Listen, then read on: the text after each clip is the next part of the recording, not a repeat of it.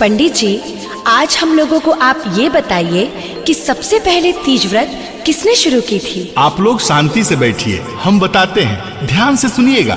शादी शिव जी से करने को ठान लिए थे, शादी शिव जी से करने को ठान लिए थे। सबसे पहले तीज व्रत पार्वती किए थे, सबसे पहले तीज व्रत पार्वती किए थे।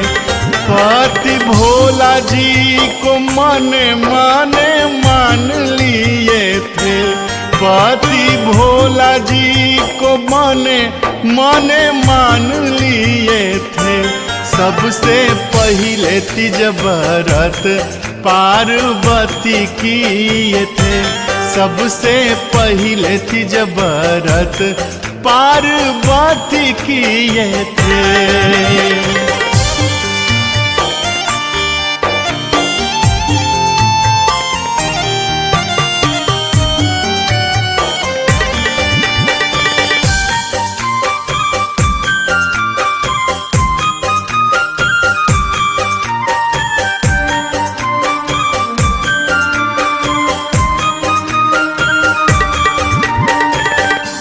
पार्वती जी शंकर भगवान को पाने के लिए कितने दिन तपस्या की होंगी?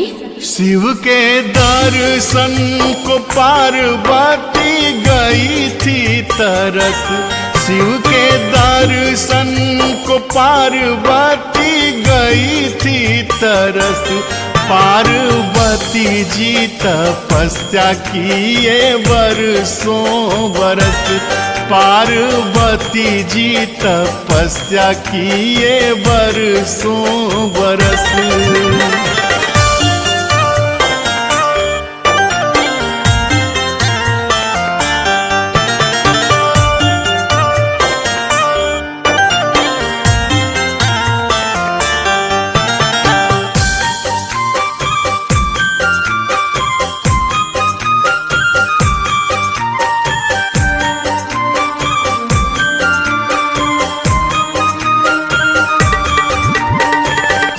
बाबा, हमको तो ये पता है विवाहित औरत तीज व्रत अपने पति के लिए करती है, लेकिन कुंवारी लड़की भी तीज व्रत करती है, वो किस लिए? अरे अभी न बताए कि सबसे पहले तीज व्रत पार्वती जी किए थे, वो भी तो उस समय कुंवारी थी।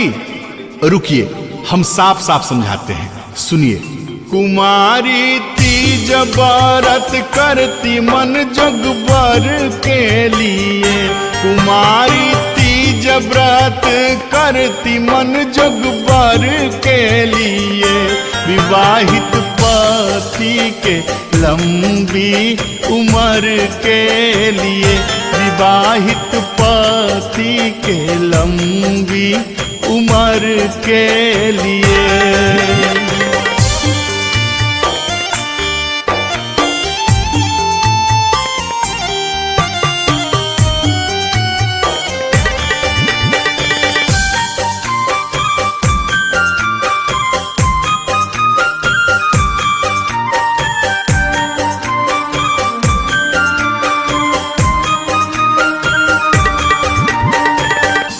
बाबा, हमको ये बताइए कि पूजा के सभी सामग्री तो चढ़ाते ही हैं, लेकिन विशेष रूप से ऐसा क्या चढ़ावें ताकि शंकर जी और पार्वती जी दोनों खुश हो जाएं? अच्छा ये बात है, अभी बताते हैं। गौरा जी को हरी साड़ी, हरी चूड़ी, टिकुली सिंदूर।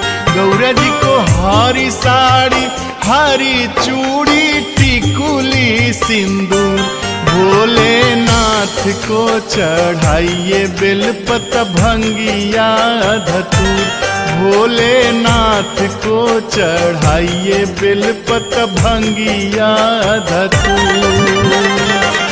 हाँ, एक बात का और विशेष ध्यान रखें। तीज व्रत का विशेष महत्व और मानना है कि जो भी कुमारी कन्या या विवाहित औरत तीज व्रत के दिन रात्रि में शंकर भगवान और पार्वती जी के भक्ति में लीन होकर पूरी रात जगी रहती हैं, उन पर शंकर भगवान और मां पार्वती का विशेष कृपा होता है, उन्हें मनचाहा फल मिलता है। ठीक है बाबा, समझ गए।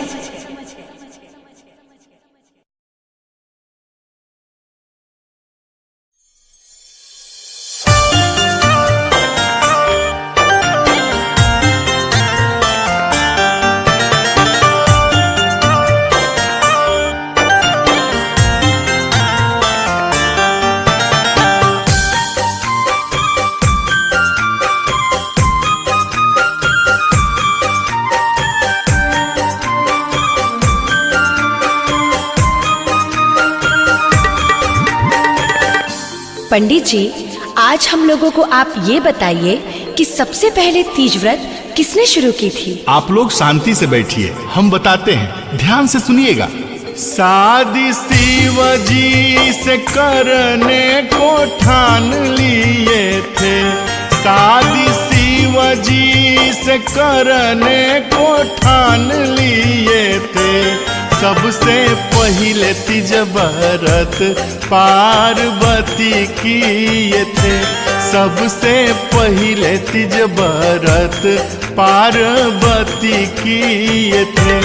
पति भोला जी को मने माने मान लिए थे, पति भोला जी को मने माने मान लिए थे। सबसे पहले तीज व्रत पार्वती किए थे, सबसे पहले तीज व्रत पार्वती किए थे।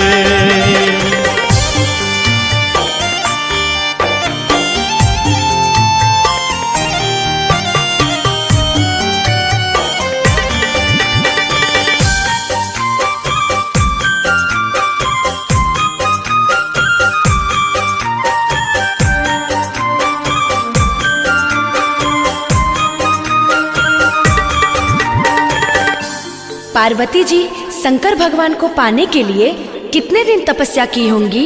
शिव के दर्शन को पार्वती गई थी तरस, शिव के दर्शन को पार्वती गई थी तरस।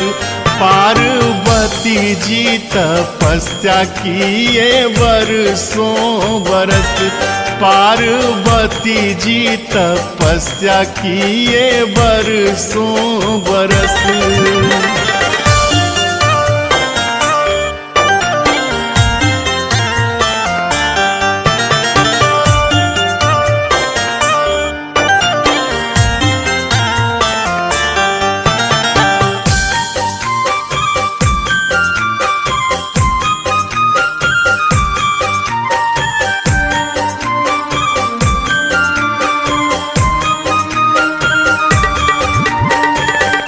बाबा, हमको तो ये पता है विवाहित औरत तीज व्रत अपने पति के लिए करती है, लेकिन कुंवारी लड़की भी तीज व्रत करती है, वो किस लिए? अरे अभी न बताए कि सबसे पहले तीज व्रत पार्वती जी किए थे, वो भी तो उस समय कुंवारी थी। रुकिए, हम साफ साफ समझाते हैं, सुनिए। कुमारी तीज व्रत